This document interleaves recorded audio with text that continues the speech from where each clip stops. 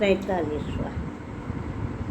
यामिमां पुष्पितां वाचं प्रवदन्त्य विपश्चिता वेदवादताः पार्थ नान्यदस्तीति वादिनां कामात्मानः स्वर्गपर जन्मकर्म फलप्रदां क्रियाविशेषबहुलां भोगैश्वर्यगतिं प्रति। ये दो श्लोक साथ में है 42-43। तो इसमें जो अर्जुन को भगवान सावधान कर रहे कि जो वासना में चित्त है, फल की इच्छा संयुक्त जिसका चित्त है सकामी पुरुषों का, वो वेद जो वर्णन करता है कि ये करने से ये फल होगा, ये करने से ये फल होगा, उसी में उनकी श्रद्धा ज़्यादा होती है और वो स्वर्ग को ही अपना अंतिम प्राप्य लक्ष्य श्रेष्ठ मानते हैं। इससे ऊपर, इससे बड़ा और कुछ भी नहीं है, इतना ही उनका सीमित ज्ञान हो जाता है। तो जन्म और कर्म के फल देने वाली ये जो बुद्धि है वो भोग और ऐश्वर्य की प्राप्ति तो करा देगी और एक अनेक प्रकार की क्रियाओं में भी आयोजित होकर देगी। तो वो उसका क्या परिणाम क्या होगा? जैसे कुछ फूल देखने में सुंदर होते हैं, उसको फल देने वाले नहीं होते, फूल ही फूल तक सीमा होती है उसकी। ऐसे जो निष्फल वाणी वेदों ने जो कही है उसको ज्ञानियों की दृष्टि में और भगवान स्वयं की दृष्टि में कहते हैं वो निष्फल है। वो तुम्हें कर्म तो लगता है बहुत बड़े बड़े यज्ञ याग आदि कर रहे हो, बहुत शुभ में बरत रहे, परंतु अंत में क्या?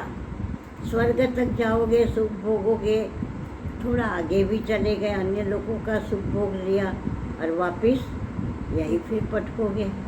तो इसको इसीलिए निष्फल कह दिया कि वो केवल शोभनीय वाणी है। अंतिम लक्ष्य तक, मानव जीवन का अंतिम लक्ष्य भगवान ने ही निर्धारित कर दिया है।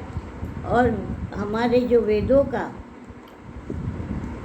की वाणी तो यहाँ पुष्पिताम वाचो कह दिया।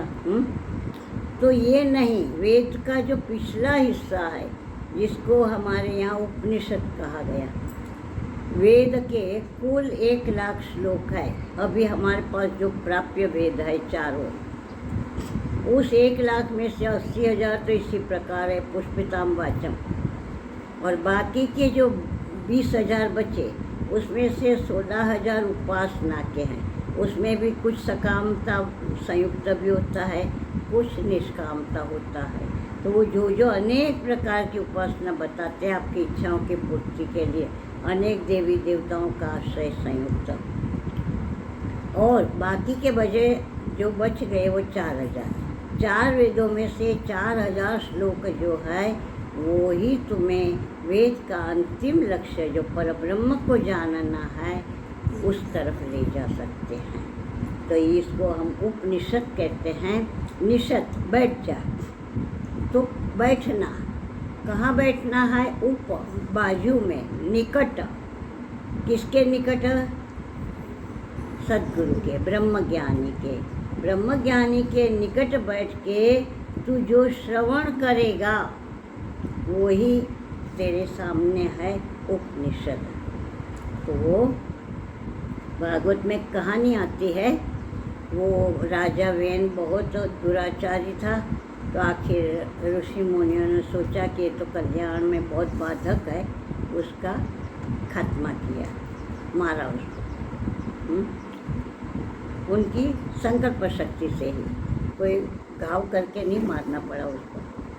और जब मर गया तो चोर लुटेरे बढ़ गए कि बिना राजा का राज था, तो उन्होंने फिर उसी वेन का शरीर का दोहन किया, मंथन किया, तो उनकी एक बाईं जांघ से ये एक निकला काला काला पुरुष।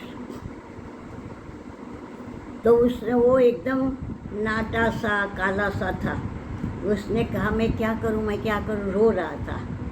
तो एकदम ऋषियों ने बीच में विक्षेप करता देखा उसको, तो निषद ऐसे कह दिया, मैंने बैठ जा।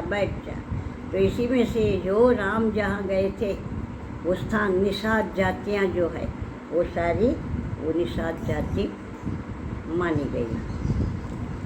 तो निषद बैठना, परंतु जहाँ तहाँ नहीं बैठना, जहाँ आत्मज्ञान का सत्संग श्रवण मिले वहीं बैठना, जहाँ कोई शुभ चर्चा हो, जो चर्चा हमें कुछ उपरामता की दिशा में ले जा सके, ऐसी जगहों में बैठना। जो हमें और विषयों में रमावे, ऐसी जगहों में नहीं। तो ये सारा इन्होंने कह दिया, मैंने सजाग कर दिया कि तुम जिस दिशा में, जिस क्रियाओं में उलझे जा रहे हो, तो तुमने कौन सी क्रिया को स्वीकारनी चाहिए, क्योंकि ये क्रियाएं तुम्हें आखिर दोबारा जन्म मृत्यु के चक्कर में ही डालेगी। कुछ समय सुख भोग करके वापस लौटना पड़ेगा। हरि ओम।